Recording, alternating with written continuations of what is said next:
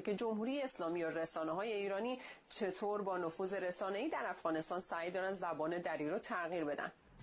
پایگاه خبری میراج نیوز در استرالیا در گزارشی به این موضوع پرداخته که ایران با اعمال نوعی قدرت نرم تلاش میکنه زبان دری افغانستان رو دگرگون کنه. به اعتقاد نویسنده، رسانه‌های طرفدار ایران که از قضا با پول مالیات دهندگان غربی هزینه‌هاشون تامین میشه، در این فرایند دست دارن. بنابراین مقاله تعداد بیشماری واژه‌های ایرانی، اصطلاحات عامیانه و تعبیرهای ایرانی از طرف رسانه‌های چاپی و آنلاین وارد افغانستان شدند که هدف بیشتر اونها از بین بردن لغت‌های قدیمی در افغانستانه.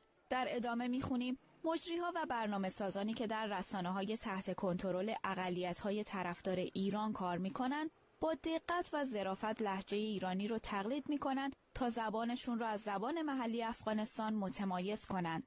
بنابراین مقاله وقتی در زبان دری کلمات پشتو که یکی دیگه از زبانهای ملی افغانستانه به کار میرن، حروف پشتو کاملا حذف شدن.